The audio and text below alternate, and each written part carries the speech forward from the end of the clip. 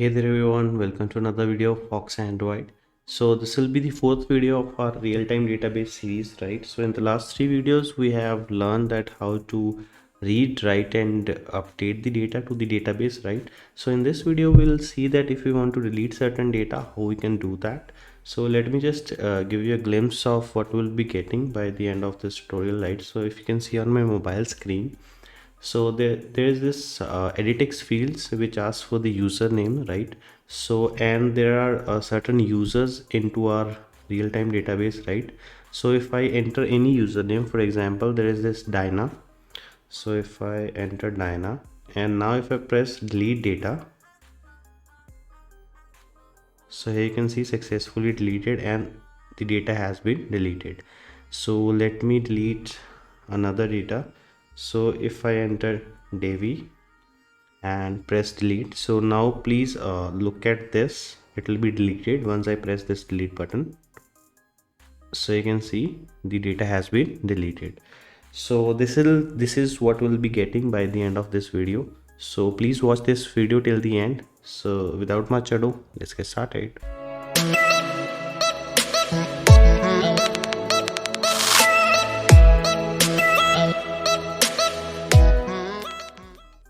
So guys, if you're new to this channel, make sure to hit that subscribe button and press the bell notification icon for receiving the notification of the upcoming videos.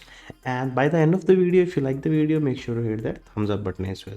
So I have made this delete data screen. So basically this screen contains one edit text and one button for deleting the data, right? So we'll take the username from the user that he wants to delete, right? The username will be entered, then the user will press this button. So that is all in this screen, right? Now we'll just quickly dive into the backend code. So we'll go here. So as usual, as now we have started using the concept of data binding, right? So I'll make reference variable for our data binding class, right? And then we'll make a database reference variable, right? We'll call it as reference.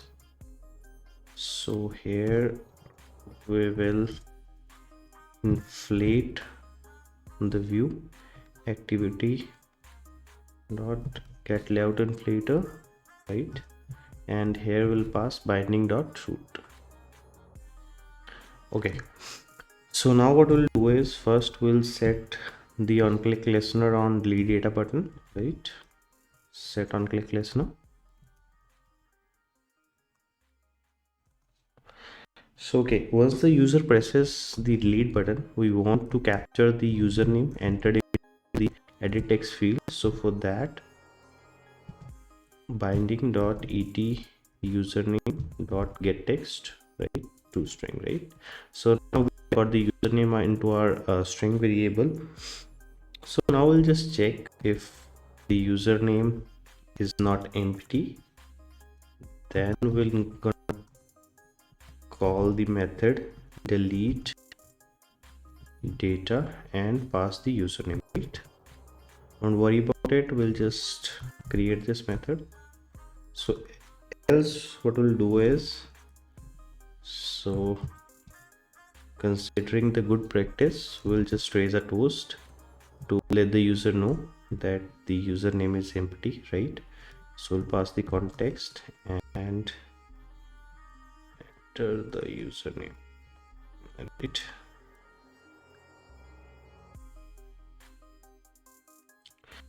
Okay, I guess there is a typo in here. It should be user and read. Okay, now we'll create this method.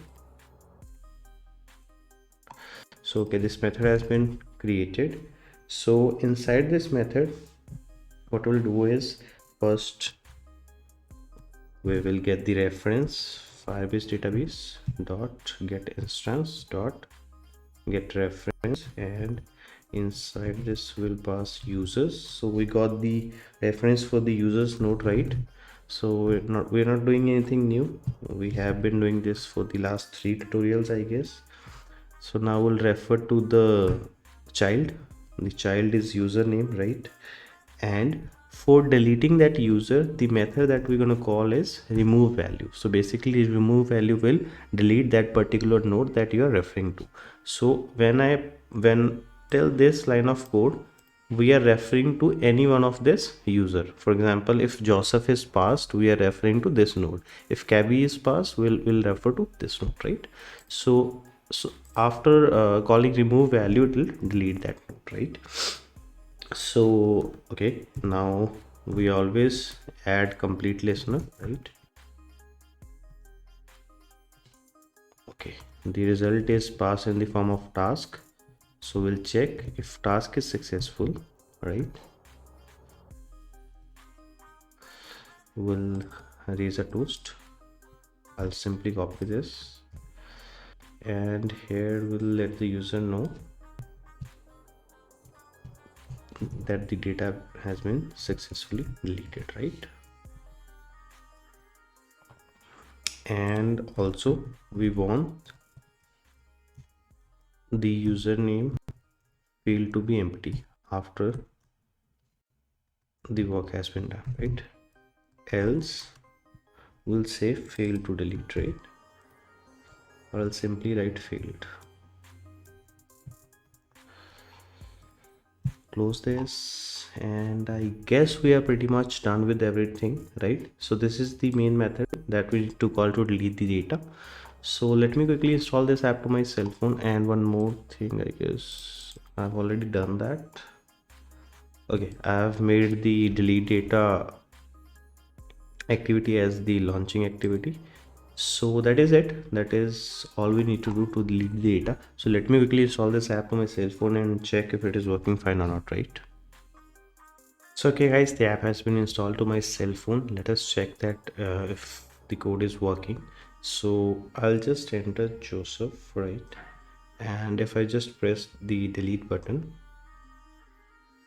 so here you can see successfully deleted, and we have deleted Joseph. Now if I again enter Jenny, let's delete data, the entry has been deleted. So I guess we have successfully implemented this delete function into our Android application, and I also hope that you guys have understood the code.